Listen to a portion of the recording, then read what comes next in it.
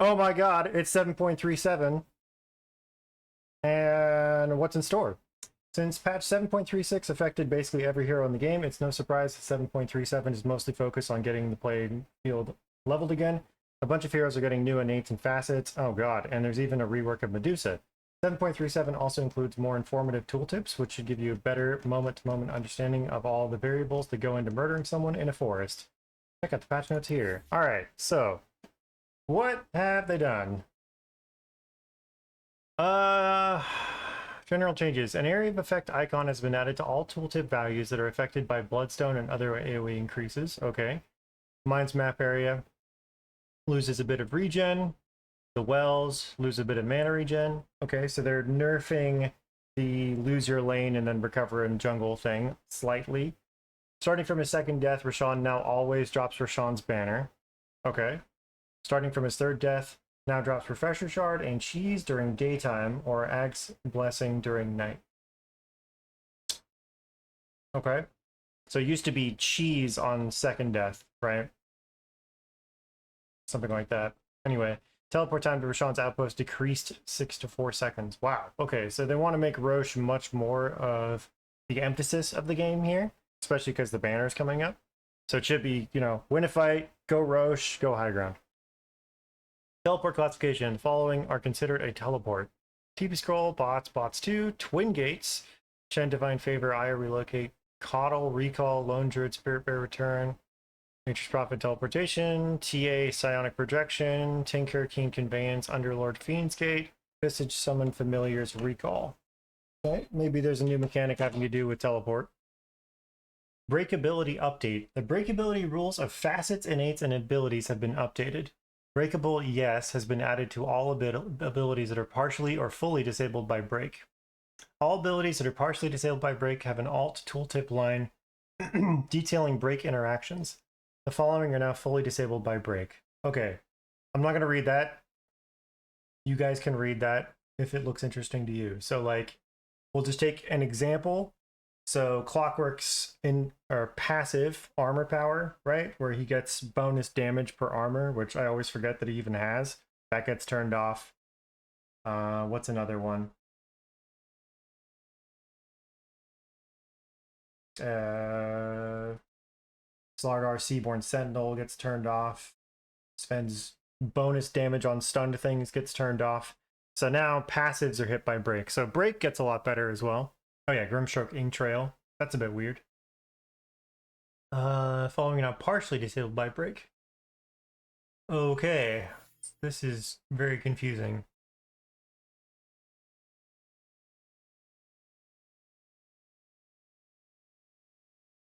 All right. Following a no longer disabled by break, Lich Death Charge. Yeah, that would be annoying to break Lich and then he just doesn't get mana. But normally if you're landing a break on Lich, then he's just dead, so it doesn't really matter. Ability blocking and reflection. Abilities that are applied with attacks can no longer be blocked or reflected. The following abilities have had their behavior changed. Call the Wild, Hawk Dive Bomb, Hammer of Purity, Walrus Punch, Fire Blast when applied by the level 25 talent. Abilities that can be unit or point targeted but do not track their unit when unit targeted can no longer be blocked or reflected.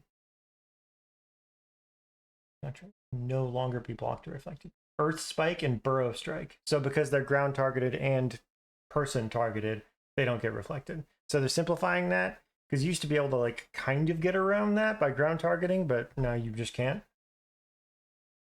Or rather, you can still do that, but if you point target, you're not punished for doing that. Abilities that track their target when unit targeted can be blocked or reflected. The following abilities have had their behavior change. Ion Shell. Weird. Abilities that can be unit targeted and displaces the caster are now blocked on ability cast instead of after displacement. Following abilities have had their behavior changed. So this means you can't like pull people into you by using the ability.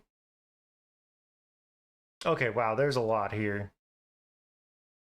Abilities to fire a projectile at a primary target and affect an area around them now only trigger spell block and reflection on the primary target. Okay. Abilities that fire individual tracking projectiles at targets to apply the same effect to all units Hit now trigger spell block and reflection independently. Following abilities have their ability change. Okay, poison touch. So let me think about that. Abilities to fire individual tracking projectiles at targets to apply the same effect to all units. Hit now trigger spell block and reflection independently. Okay, so Dazzle could potentially block like or pop multiple Lincolns at a time, or get multiple reflected, or some blocked, just depending on who has what. That's pretty interesting. Unit target abilities that bounce between multiple targets will only trigger spell block and reflection on the primary target. The ability continues, but subsequent targets do not trigger block reflection. Okay. Shadow Wave, Fade Bolt, Paralyzing Cast. Gotcha. Neutral item actives can no longer be blocked or reflected. Book of Shadows and Force Boots. I didn't even know you could do that. Okay, so what did they do to Banner? Banner goes up by 50 radius. Nice. Bracer no longer provides damage, now provides bonus health. I think that's always kind of what it should have done. So this is really nice because this makes it much nicer for supports like CM or Dazzle or whatever, who just need to tank up a little bit. Because that's 150 health or 200 health. That's pretty cool.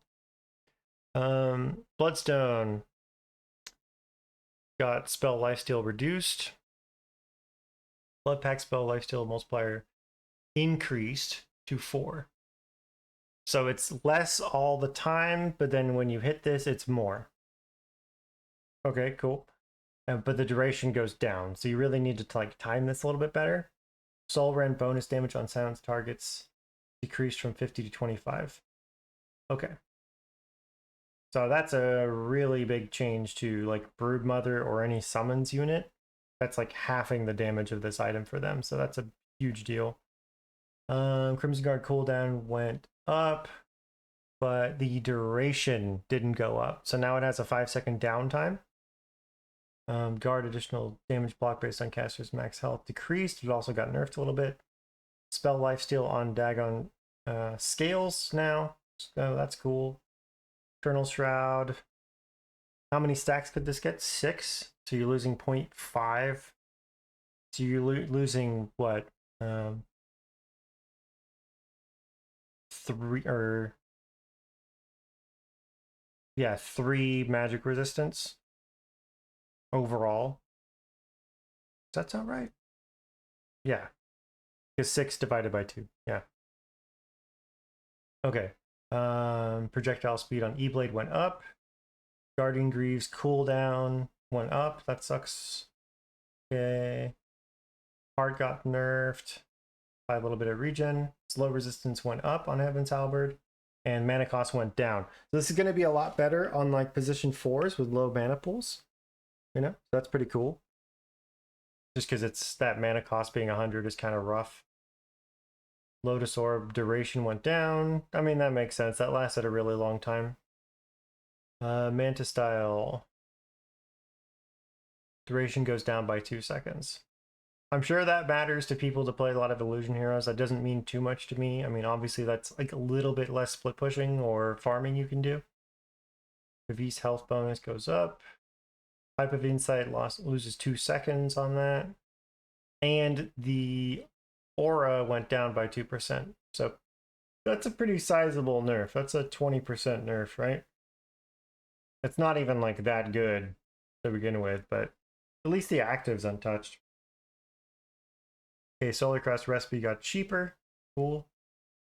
Alright, Shadow Amulet. Fade no longer requires the target to remain still. Fade no longer refreshes its cooldown if cast on self. Fade now slows the target by 35% while invisible. Oh, weird. Fade can now be dispelled. Fade cooldown duration increased. Fade duration decreased. To 3.5 seconds. What are they trying to do with this item? You can use it to move around for 3.5 seconds while invis, I guess, but it slows you, so it's not even that good of an escape. I don't know, that's a weird one. Spirit Vessel recipe change now requires Urn of Shadows, Vitality Booster, and 900 gold recipe, so it's back to what it was before. No longer provides attributes, now provides health. That's cool. Cooldown increased, damage per second decreased, health regen reduction increased. So it's less about just killing people and more about turning off the healing, and it's kind of back to what it was before. So this is like old Spirit Vessel kind of. And then what did they do to Urn of Shadows? Requires Sage's Mask, Ring of Protection, Fluffy Hat. Okay. No longer provides attributes because it doesn't have a circlet anymore. Now provides health. Pretty good actually. This item looks sick. But then this is nerfed as well. I don't know. That's a weird one. I mean, does the cooldown matter that much? It kind of does in really long, drawn-out fights. So these kind of items are like gimped, I think. All right, what do they do to neutrals? Shovel, dig cooldown no longer ticks down if the shovel is not in the neutral slot. Okay, so that's annoying. Always digs up a water rune when used in the river. That's pretty cool, though. Fairy Trinket's gone. Ironwood Tree is back. Provides +5 to all attributes. Plant Tree. Cool. So you constantly have a source for tangos. So now there's an Ironwood Tree and there's a Pigpole. That's weird. But Pigpole loses some stats, but gains movement speed. So this one's more about escaping. This one's more about just stats and healing, I guess. And Iron Talon is back. Jesus. Okay. Provides 20% attack speed and 4 armor. Active chop. Targets a non-player enemy unit to remove 80% of its current HP. If cast on a tree, instantly destroy it. I'm surprised they're bringing back Iron Talon. So get ready to see junglers in your games, guys. Philosopher's Stone. What is this? Has 750 charges and depletes a charge every time it grants gold to the owner. When all charges are depleted, the item is destroyed and the owner receives additional 375 gold. What?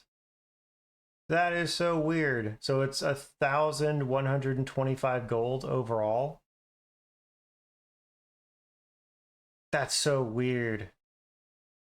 Is this better? I mean, it's worse in late game scenarios, but it's definitely better in the window where you'd normally have it and then upgrade it, I think. Especially because you get that bonus gold. So that's kind of interesting. But it's definitely a nerf for sure. Pupil's Gift, attribute bonus for Universal Heroes went up a little bit. Vambrace is now a tier 3 item. Main attributes are 10, other attributes are 4. And then it's back to like plus 10%, plus 15, plus 8%. So it's kind of old Vambrace, but on tier 3. So we'll probably see this a lot. And then Ogre Seal Totem now is a tier 4 neutral item. Strength bonus increased, cooldown decreased, damage increased to 250. Yeah, that's funny. Ogre Seal Flop can now change direction while flopping with a reduced turn rate. That's kind of cool. And then Martyr's Plate's gone. I never saw anyone pick Martyr's Plate. Sometimes it was really good, but that's interesting. All right, what do they do to neutral creeps? No longer always cast Chain Lightning if attacked by lane creeps when pulled. So I guess a nerf to that one. Giant Wolf Intimidate. Damage reduction went up. That's annoying. 10% bonus on Hellbear Smasher. Hellbear gets more attack speed. Granite Golem. It's like 1%. Why did they even do this? 1% different HP bonus percentage on like the Granite Golem? That's so weird. Armor reduction went up by 1. So I guess Chen buffs. Ancient Chen buffs. Alright. I am not going to read all of these abilities because this is insane. So maybe we will do a follow-up video looking at like the biggest changes or something like that. But yeah. I mean, if you play your heroes, go find the one in here that looks important to you. Numbers go down, that means it's nerfed. Numbers go up, it's buffed, right? That's kind of crazy. Anyway, thank you for watching, and I will see you in the next video.